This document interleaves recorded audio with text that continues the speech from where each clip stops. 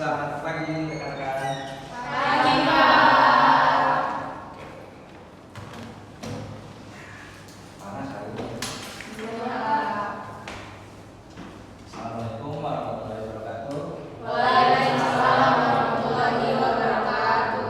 Selamat pagi rekan-rekan mahasiswa. Semoga semua dalam keadaan sehat ya. Amin. Gimana liburan kalian ya? Alhamdulillah.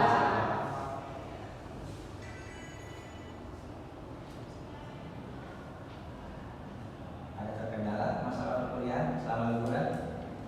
Aman. Ini saya absen dulu ya. Iya. Sama mahasiswa yang sudah hadir. Aprilia Putri. Hadir, Bapak. Bayhai, Bayani, Bayati, Davina, Hadir, Pak. Gita, Hadir. Iva, Hadir. Romanwa, Hadir. hadir. Salsabila, Samuel Wani, Najwa, Hadir. Najiwa, Hadir, Pak. Jadi, ada yang nggak masuk hari ini? Hadir. Semua ya. Kemarin kita sebelumnya beberapa minggu lalu kan sudah mempelajari pertemuan 6 ya. Ini juga seminggu jadi ada pertemuan 6 mengenai dasolen dan dasen. Nah, apa sih dasen dan dasolen? Pasti ada. Kalau suatu perlawanan pasti ingat apa dasen? Dasen itu apa? Dasolen itu apa?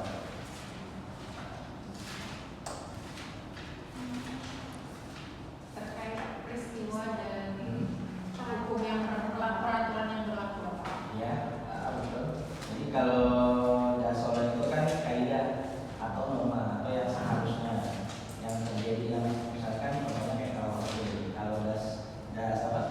Dasen itu tadi apa? Peristiwa konkretnya.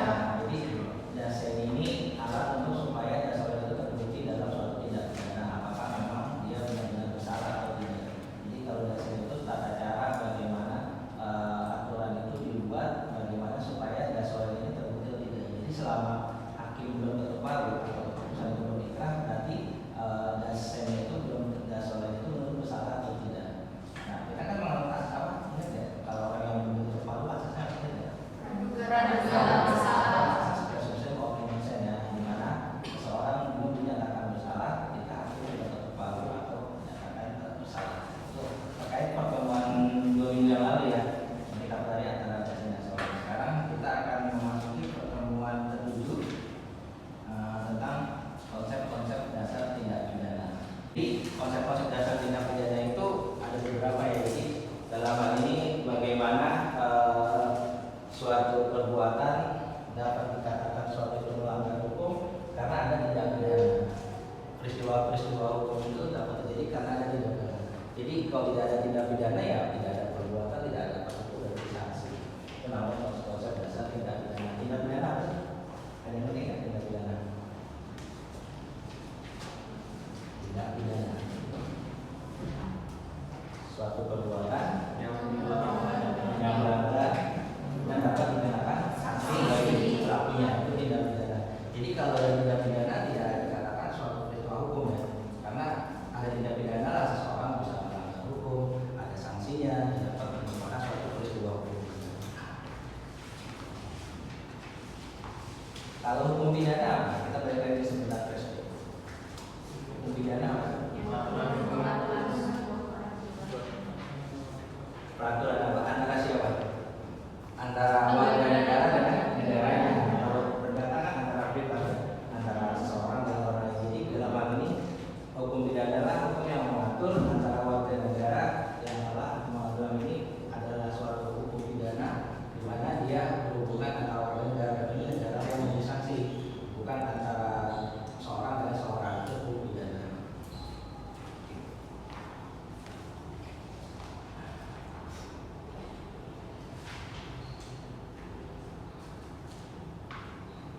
Jadi kalau kita lihat tindak pidana itu adalah suatu perbuatan atau peristiwa di mana itu ada. Nah, dalam unsur tidak suatu perbuatan atau peristiwa itu dijadikan suatu tindak pidana pasti kan ada unsur-unsurnya ya.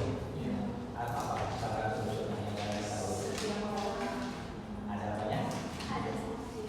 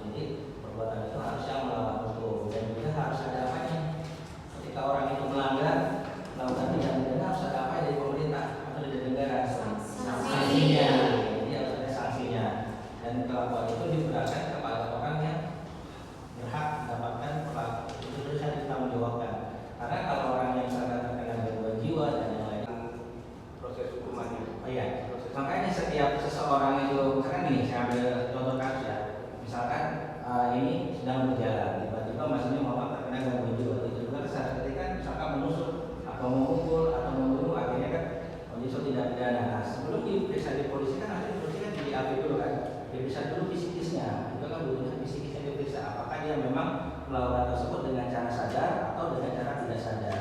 Nah, akhirnya psikisnya menyatakan dari rumah sakit lapornya ada, akhirnya dokternya ada bahwa memang dia terkena gangguan jiwa, tidak bisa diproses. Jadi orang yang memiliki gangguan jiwa atau dalam hal ini stres berat, tidak bisa dipidana. Itulah salah satu alasan pemaaf. Hari ini tanya lagi. Kita lanjut ya, Pak ya. Jadi tadi unsur tindak pidana jelas ya, harus ada apanya, pelakuannya atau perbuatannya. Pelakuan itu diatur oleh undang-undang. Pelakuan itu adalah tanpa hak atau melawan hukum. Pelakuan itu dapat diberatkan atau dapat disangkakan kepada pelaku. Dan ini pelakunya yang tidak dalam gangguan jiwa. Dan ini pelakuan itu diancam dengan pidana. Unsur-unsur contohnya gini, unsur-unsur dalam kita pernah kalau pasal 362 KUHP yang lama masih ada pencurian. Nah, itu ada unsur-unsurnya dalam pasal 362. Contohnya gini, satu, barang siapa. Itu barang siapa termasuk dalam unsur tindak pidana juga. Yang kedua, mengambil berarti suatu perbuatan yang bisa dibilang melawan hukum. Nah, yang ketiga adalah sesuatu barangnya yang diambil yang milik orang lain tanpa hak atau tanpa izin, suatu perbuatan juga melawan hukum. Dan keempat, sebagian seluruh atau kepunyaan orang lain. Jadi barang itu bisa sebagian seluruhnya diambil orang lain atau tanpa izin, itu bisa dibilang suatu perbuatan tindak pidana. Dan kelima, dengan maksud ingin memiliki barang tersebut, dalam arti bukan mengembalikan tapi memiliki atau menjual dan lain-lain, itu masuk dalam tindak pidana. Itu salah satu unsur di pasal 362 KUHP yang lama ya. Itu yang termasuk unsur tindak pidana. Ada yang tanyakan dulu?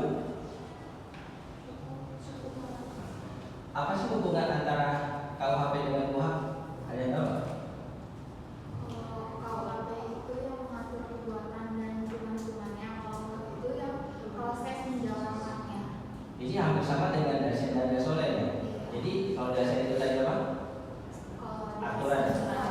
Aturan atau hukumnya itu berupa KUHP. Nanti kalau dasar itu peristiwa. Jadi KUHP itu ada tata caranya, dari penyelidikannya, dari pelimpahan berkasnya sampai nanti proses persidangan adalah KUHP. Jadi untuk mendapatkan suatu kepastian dalam KUHP itu dilihat dari KUHP-nya.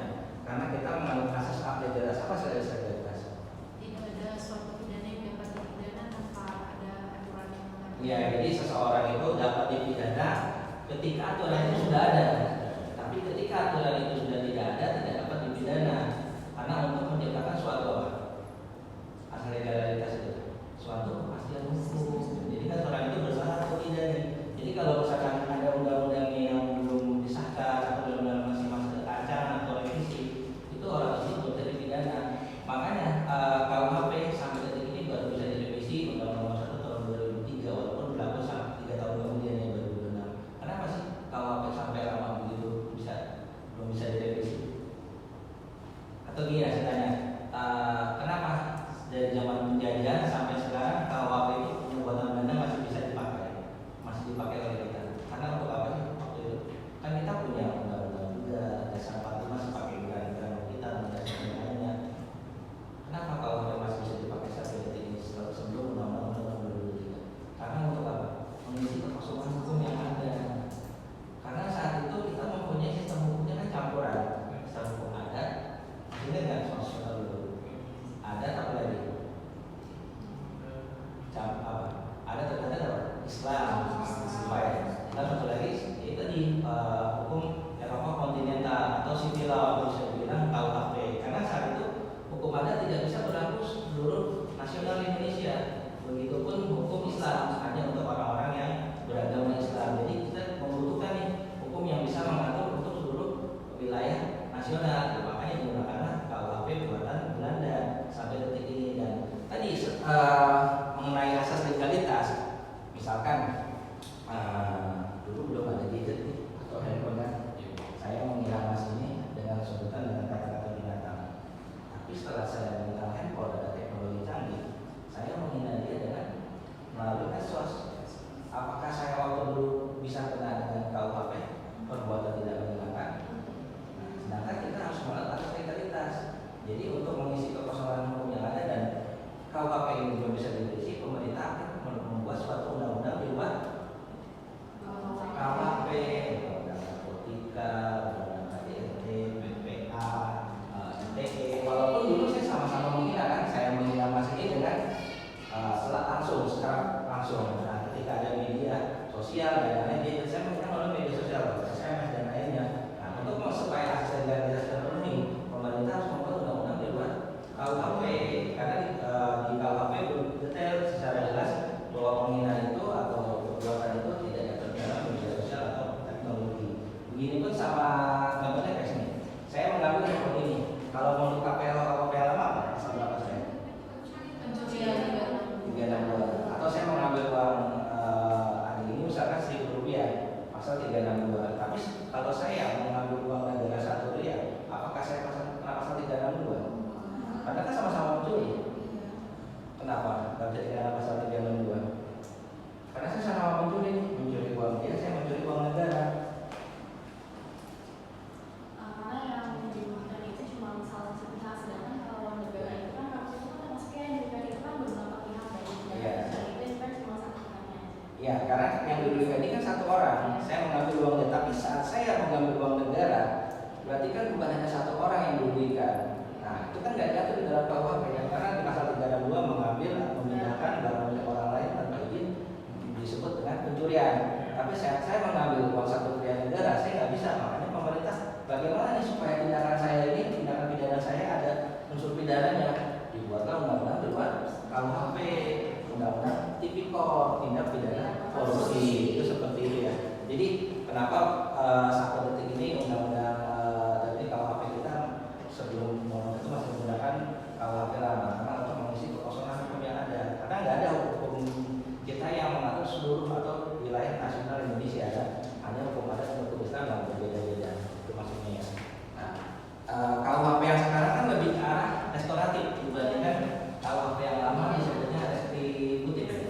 Nah, kalau restoratif apa sih? Lebih ke arah mana kalau pengembalian hak korban. untuk pemulihan ya kan? Kenapa kita masih menggunakan KUHP yang lama sebelum tidak karena untuk kosongan tadi dibilang KUHP yang lama itu lebih ke arah restitutif itu apa restitutif? Pembalasan. Jadi bagaimana seseorang itu mendapatkan sanksi KUHP tersebut? Kami tanyakan dulu kepada saya. Belum. Oke, lanjut ya. Jadi ada 3 alasan pembenaran menurut teori alasan pembenaran. Ada teori absolut, teori relatif, dan teori gabungan. Di mana teori relatif itu semata-mata tidak sebagai suatu pembalasan. Jadi menurut alasan pembenaran bagaimana sih teori relatif ini dalam teori absolut atau kita dalam tindak pidana agar supaya menurut teori absolut ini seseorang itu yang melakukan tindak pidana harus mendapatkan pembalasan. Tujuan itu teori itu mendapatkan pembalasan itu teori absolut dalam alasan pembenaran. Yang kedua adalah teori tujuan. Teori relatif itu atau tujuan itu dalam arti bahwa seseorang yang melakukan tindak pidana bukan hanya sebagai pembalasan, tapi bagaimana tujuan akhirnya. Apakah dia akan melakukan tindak pidana lagi atau tidak? Itu teori relatif atau teori tujuan. Dan ketiga adalah teori gabungan, di mana teori gabungan bisa menggunakan teori absolut ataupun teori relatif. Ada yang tanya lagi pada saya? Selanjutnya kita akan membahas tentang pembelaan terpaksa atau novel. Nah, dalam hal ini seseorang dalam melakukan suatu pidana karena dia adanya pembelaan terpaksa, dia tidak lagi tidak pidana. Contohnya ini, kalian pernah dengar begal? Enggak, ada yang pernah lakukan nggak? Namanya. Nah, jadi mungkin ada yang masalah begal. Pak, kok begal saat kita melakukan begal tersebut kok tetap pidana ya?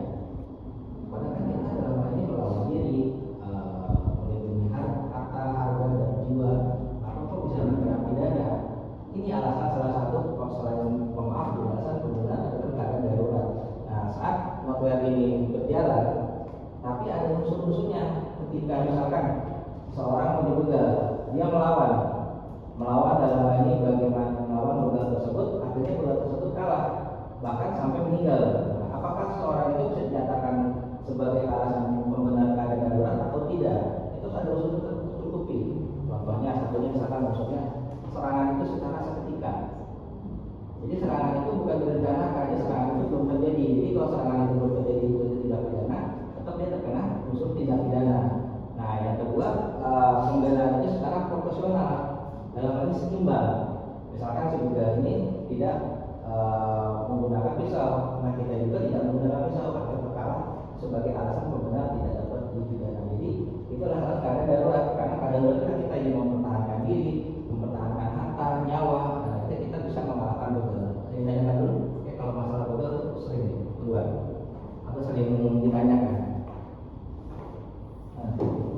Tidak, lanjut ya. Jadi alasan lain sebagai alasan pembenaran ketika tidak pidana tidak pidana, alasan keadaan darurat. Nah, bagaimana nih keadaan darurat ini bisa menjadi suatu tidak pidana bagi orang-orang yang melakukan tindak tersebut? Ini ada parameternya, ada ukurannya. Ukurannya kepentingan yang diselamatkan akan lebih besar dibandingkan kepentingan yang tidak diselamatkan. Contohnya apa? Alasan keadaan darurat atau stand. Jadi gini, ada suatu rumah yang terjadi kebakaran, ya, kebakaran besar, di dalamnya ada bayi. Nah, saat kita misalkan nih, kalau misalkan kita ingin membuka pintu rumah seseorang tanpa izin, apakah salah? Salah kan? Salah. Tapi di sini ada keadaan darurat karena dia ingin menyelamatkan bayi, akhirnya pintunya dirusak, kacanya dirusak, dan dia menyelamatkan bayi tersebut dari kobaran api. Dan akhirnya itu adalah salah satu pembenaran tidak dipidana keadaan darurat karena ini menyelamatkan yang lebih besar, yaitu nyawa seorang bayi dibandingkan pintunya rusak ataupun kacanya rusak. Itu salah satunya ya. Contohnya kenapa keadaan darurat itu menjadi alasan suatu pembenaran untuk melakukan tindak pidana, karena parameternya yang diselamatkan itu harus lebih besar dibandingkan dengan yang tidak diselamatkan, atau parameternya bisa dibilang atau seimbang.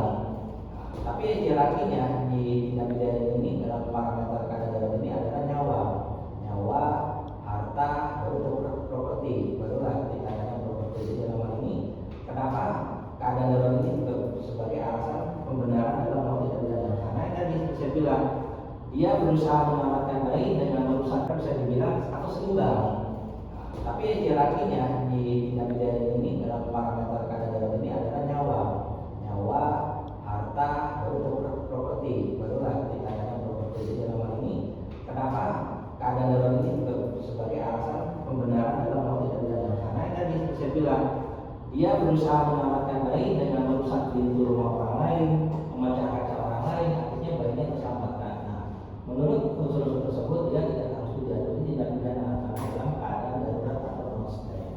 Ada yang ditanya lagi atau sebelumnya? Kita lanjut tadi ya. Di sini ada namanya kita balik lagi ke hukum pidana material dan hukum pidana formil. Kalian maksudnya nggak hukum pidana material apa sih? Hukum pidana formil apa sih? Jadi kalau hukum pidana material ini mengatur perbuatannya atau pelakunya, siapa yang dalam ini hukum pidana material itu kan hukum pidana juga dua, hukum pidana material dan hukum pidana formil. Nah, hukum pidana material ini mengatur tentang pelakunya, perbuatannya, caranya, itulah hukum pidana material. Sedangkan kalau hukum pidana formil mengatur rangkaiannya, peristiwa dari perbuatan tersebut. Apakah yang dilakukan tersebut, perbuatan tersebut memang termasuk dalam tindak pidana. Jadi hukum pidana terbagi dari dua, pidana formil dan pidana material. Saya tanyakan dulu. Kalau misalkan saya bilang ada delik biasa, ada delik aduan, apa sih perbedaannya delik aduan atau delik biasa? Kalau itu kan soal tindak pidana kan perbuatan atau peristiwa. Masih ingat nggak? Atau kita ambil contoh, kalau kasusnya Pak Jokowi itu termasuk delik apa? Aduan apa biasa? Delik biasa atau delik aduan? Kalau Pak Jokowi melaporkan, atau misalkan siapa namanya? Nadifah melaporkan saya dengan perbuatan tidak menyenangkan, itu kan delik apa? Aduan atau biasa? Biasa. Jadi perbedaan antara delik biasa dengan delik aduan itu sangat jelas. Jadi kalau delik biasa dalam ini yang adil adalah negara. Jadi tanpa dilaporkan itu akan menjadi suatu peristiwa hukum. Beda dengan delik aduan, harus ada yang mengadu dulu, harus ada yang melaporkan dulu, baru jadi delik, suatu delik atau peristiwa hukum. Nah, contohnya ini, Mas melihat suatu pencurian di sana, Mas ini bisa melaporkan langsung karena itu delik biasa, tidak harus menunggu laporan. Tapi ketika saya menghina dia atau mencemar nama baik atau berbuat tidak menyenangkan, kalau misalkan Naswa ini tidak melaporkan saya, tidak akan ada peristiwa hukum. Nah, delik aduan itu bisa dicabut. Ketika delik aduan dicabut, proses hukum selesai. Beda dengan delik biasa, walaupun dia sudah ada perjanjian atau perdamaian, sudah ada materai dan yang lainnya, tapi proses hukum tetap berjalan. Karena itu delik biasa, tidak bisa dicabut begitu saja. Kalau delik aduan bisa, selama prosesnya bisa dicabut, tidak kena pidana. Itu delik aduan dengan delik biasa. Ada yang tanyakan dulu pada saya? Atau kita lanjut ya?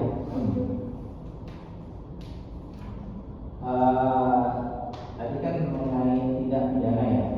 Sekarang kan akhir-akhir ini kan tindak pidana itu semakin beragam ya kan.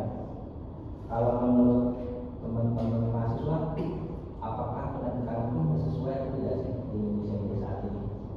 Karena kan banyak kasus-kasus yang bisa dibilang melanggar HAM, tidak sesuai dan yang lainnya. Menurut katakan gimana pendapat kalian?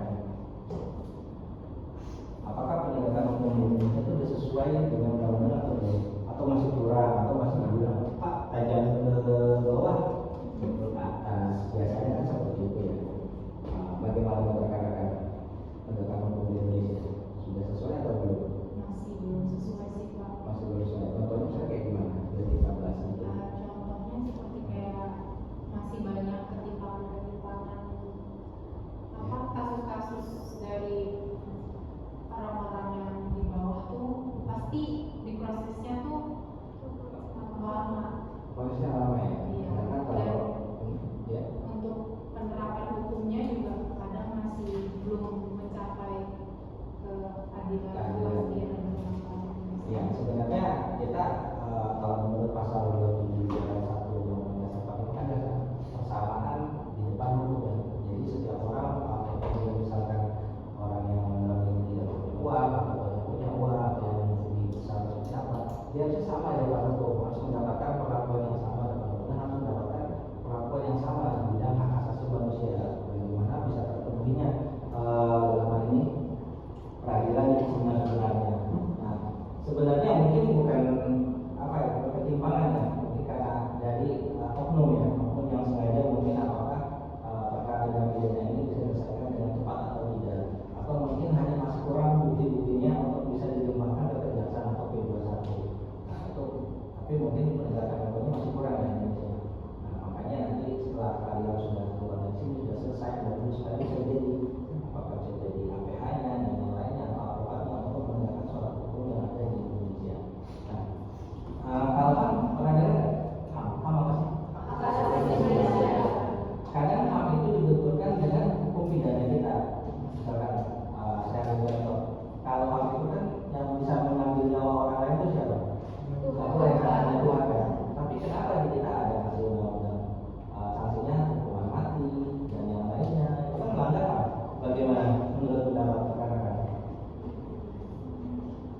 Kan kalau HAM itu kan nggak boleh kan mengambil nyawa kan? Yang mengambil nyawanya Tuhan kan? Tapi kok di undang-undang kayak narkotika, pembunuhan berencana, terorisme, kok ada hukuman mati? Kok bisa ya? Ada asasnya apa? Sehingga nggak asasnya? Spesialis aturan yang umum akan dikesampingkan dengan aturan yang spesial atau khusus itu asasnya ya. Kalau menurut kami nggak boleh kan negara mengambil nyawa orang lain karena itu termasuk pelanggaran HAM. Tapi bisa kayak Freddy Budiman, siapa lagi kasus terorisme itu kan hukum mati sesuai dengan undang-undangnya. Berarti kan bisa dibilang ini bertentangan dengan HAM. Tidak, karena kita mengalami kasus spesialis darurat di mana aturan yang spesial akan menyampingkan aturan yang umum. Umum yang khusus pada umum. Ini tanyakan dulu kepada saya tentang kasus atau tentang apa?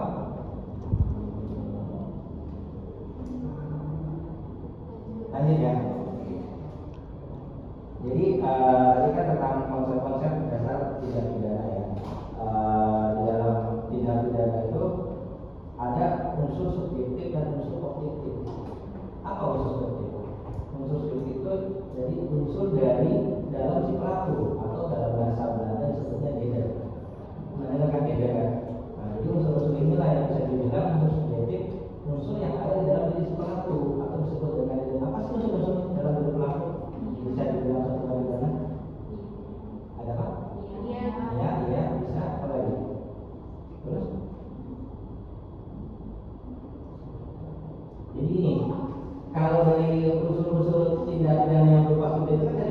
pidana kan, berarti ada suatu kesalahan dan dia bisa bertanggung jawab. Ini kan si pelakunya ini berbuat salah atau tidak? Pelakunya ini bisa bertanggung jawab atau tidak? Contohnya misalnya tadi kan alasan maaf kan, ketika orang itu mengalami gangguan jiwa, dia tidak bisa dipidana, tapi perbuatannya tetap salah. Dan itu salah satu unsur subjektif, yaitu dalam arti unsur dari diri pelakunya, si pelakunya. Dalam arti dia bisa membuat kesalahan, bisa kealpaan, kesengaja atau lupa dalam tindak pidana tersebut, dan juga bisa dibilang tadi sebagai alasan si subjektif ini bisa dikenakan tindak pidana. Karena kalau unsur objektif apa? Kalau tadi kan subjektif pelakunya, leadernya. Kalau objektif apa? Perbuatannya, di mana perbuatan si orang tersebut atau pelaku tersebut bisa dipidana. Ada unsur juga kan? Ada kesengajaan, ada lupa, lupa, ya kan? Itu salah satu dari unsur dari objektif bagaimana unsur yang ada di dalam luar diri si pelaku itu perbuatannya, bisa dibilang perbuatan yang melawan hukum atau tidak pidana. Ini tanyakan dulu sebelum saya lanjut. Ya.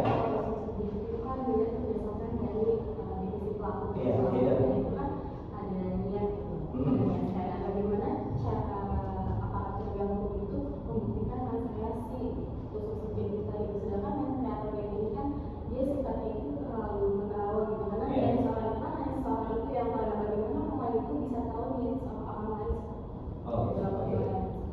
Jadi ini kenapa sih niat itu kok pelaku bisa tahu ya soal apa yang bisa tahu bahwa memang dia sudah berniat. Contohnya gini, saat seseorang berjalan keluar apartemen, tiba-tiba ada orang yang menusuk, terkait konsep data tidak pidana. Oke, sebelumnya saya ucapkan terima kasih kepada rekan-rekan yang mahasiswa yang sudah hadir hari ini.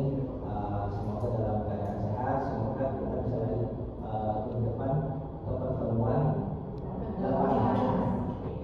Sebelumnya saya lupa tadi pas masuk lupa belum mulai ya, tapi nggak apa-apa ya. Untuk mengakhiri ini boleh mas bikin videonya. Sebelumnya saya belum. Baik rekan-rekan, sebelum mengakhiri perkuliahan pada hari ini, baiknya kita berdoa menurut kepercayaan dan agama masing-masing. Berdoa dimulai.